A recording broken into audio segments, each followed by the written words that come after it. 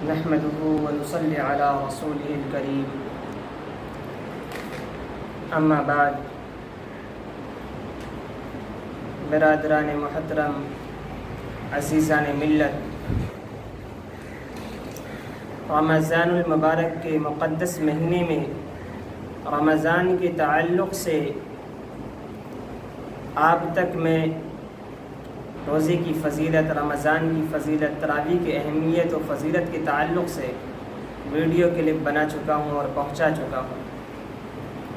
آج آئیے رمضان اور قرآن کی تلاوت قرآن کے تعلق سے گفتگو کریں گے۔ قرآن مجید اللہ رب العزت کی کتاب ہے، قرآن اللہ کا کلام ہے۔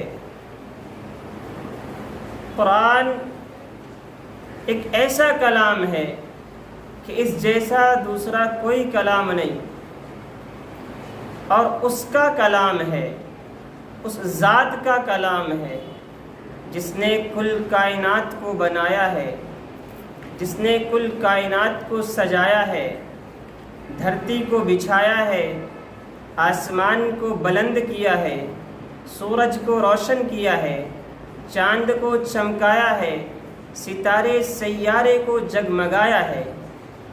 یہ کلام اس ذات کا کلام ہے جو ہمارا مالک ہے، ہمارا خالق ہے، رازق ہے، جس نے ہم کو پیدا کیا ہے اور جس نے ہمیں ہدایت دی ہے۔ اور یہ وہ ایسا کلام ہے کہ پوری دنیا کے اندر سب سے افضل و برتر کلام ہے، سب سے عظیم کلام ہے۔ اور کیوں نہ ہو کہ کلام اللہ ہے، اللہ کا کلام ہے، اور اس کلام کو اس دنیا میں جو لے کر آئے وہ روح الامین، فرشتوں کا سردار جبریل امی ہے۔ یہ وہ کلام ہے کہ جس کلام کو ایسے پیغمبر پر نازل کیا گیا، اتارا گیا، جو امام الانبیاء رحمت للعالمین جناب محمد رسول اللہ صلی اللہ علیہ وسلم۔ اس کلام کی اہمیت کہ اس کلام کو ایسی رات میں اتارا گیا جو 1000 مہینوں سے بہتر لیلۃ القدر کی رات ہے۔ اس کلام کو ایک ایسے مہینے میں اتارا گیا کہ ان سید الشہور شہر رمضان، جو تمام مہینوں کا سردار رمضان المبارک کا محترم اور مقدس مہینہ ہے۔ رمضان المبارک کے محترم اور مقدس مہینے میں قرآن شریف کو اتارا گیا، اور قرآن اور رمضان کا تعلق بنایا گیا۔ جیسا کہ اللہ تعالیٰ فرماتے ہیں شہر رمضان الذی انزل فیہ القرآن، کہ رمضان وہ مہینہ ہے جس میں قرآن شریف نازل کیا گیا، ھدی للناس، جو لوگوں کے ہدایت کے لیے ہے، وبینات من الہدی والفرقان، اور اس کتاب میں ہدایت اور فرقان کی روشن نشانیاں ہیں۔ قرآن میں ہدایت اور فرقان کی روشن نشانیاں ہیں، جس کا ایک وصف لوگوں کے ہدایت کے لیے ہے، جس کا ایک وصف لوگوں کے ہدایت کے لیے ہے، تو دوسرا وصف ہدایت کا طریقہ بتلانے کے لیے ہے، جس کا ایک ایک جز واضح دلیل ہے۔ یعنی یہ ایک ایسی کتاب ہے، یہ ایک ایسی تعلیمات پر مشتمل کتاب ہے کہ جو راہ راست دکھلانے والی اور حق و باطل کا فرق کرنے والی ہے، حق و باطل کا فرق دکھلانے والی ہے۔ مختصر یہ کہ شہر رمضان الذی انزل فیہ القرآن، کہ رمضان کے مہینے میں قرآن شریف کو اتارا گیا۔ اس موقع سے بتانا یہ چاہتا ہوں کہ رمضان المبارک کا قرآن سے ایک گہرا وابستہ ہے، ایک گہری وابستگی ہے اور ایک گہرا تعلق ہے۔ اور اگر رمضان کے مہینے میں روزے کی فضیلت بیان کی جاتی ہے تو وہیں رمضان میں تلاوت قرآن کی بھی فضیلت بیان کی جاتی ہے۔ جیسا کہ حضرت عبداللہ بن عمر رضی اللہ تعالیٰ عنہ روایت کرتے ہیں کہ جناب محمد رسول اللہ صلی اللہ علیہ وسلم نے ارشاد فرمایا، قیامت کے دن روزہ اور قرآن دونوں بندے کی شفاعت کریں گے۔ رب کے دربار میں روزہ اور قرآن دونوں بندے کی شفاعت کریں گے۔ روزہ کہے گا، اے میرے رب، میں نے اس شخص کو پورے دن کھانے پینے سے اور نفسانی خواہشات سے روکے رکھا تھا، بس اس شخص کے حق میں میری شفاعت قبول فرما۔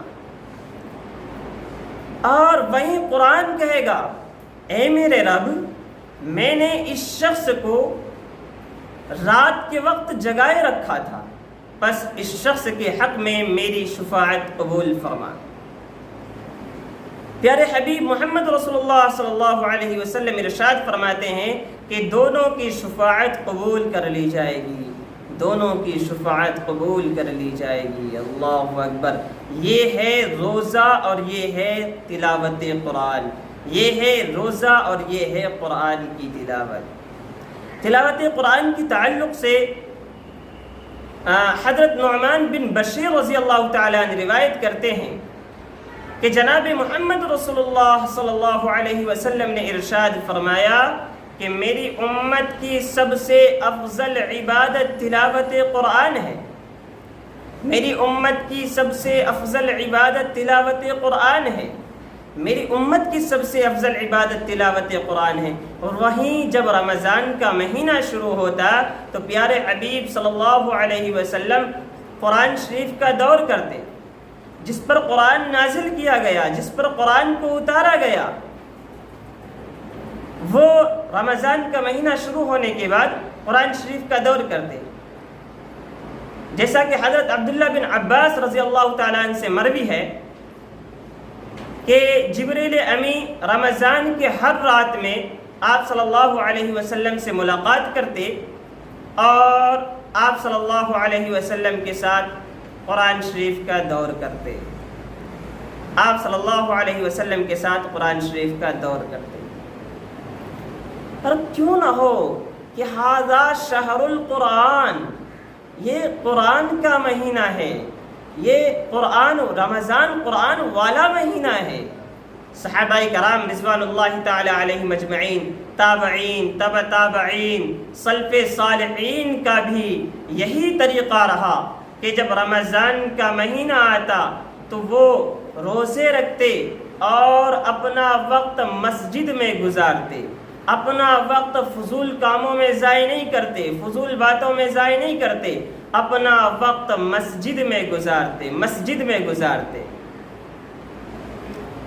اور قرآن کی تلاوت کرتے اور یوں فرماتے تحفظ الصوم، اسی طرح روزے کی حفاظت کی جاتی ہے۔ ولا نغتاب احدا، اور غیبتوں سے بچا جاتا ہے، غیبتوں سے بچا جاتا ہے۔ اچھا، امام زہری رحمۃ اللہ علیہ کے بارے میں آتا ہے کہ کان الزہری اذا دخل رمضان قال فإنه هو تلاوة القرآن وإطعام الطعام۔ امام بخاری رحمۃ اللہ علیہ کے استاذ امام زہری رحمۃ اللہ علیہ جب رمضان کا مہینہ شروع ہوتا تو فرماتے کہ یہ قرآن کا مہینہ ہے، بس قرآن پڑھوں گا۔ اور وہیں چار بڑے اماموں میں سے ایک امام مالک رحمۃ اللہ علیہ کا طریقہ کیا تھا کہ جب رمضان کا مہینہ شروع ہوتا تو فرماتے ھذا شہر القرآن، یہ قرآن کا مہینہ ہے، اور درس حدیث بند کر دیتے، فرماتے ھذا شہر القرآن، یہ قرآن کا مہینہ ہے، اور لوگوں سے دور بھاگتے تلاوت قرآن کے لیے، اور قرآن کی تلاوت کرتے۔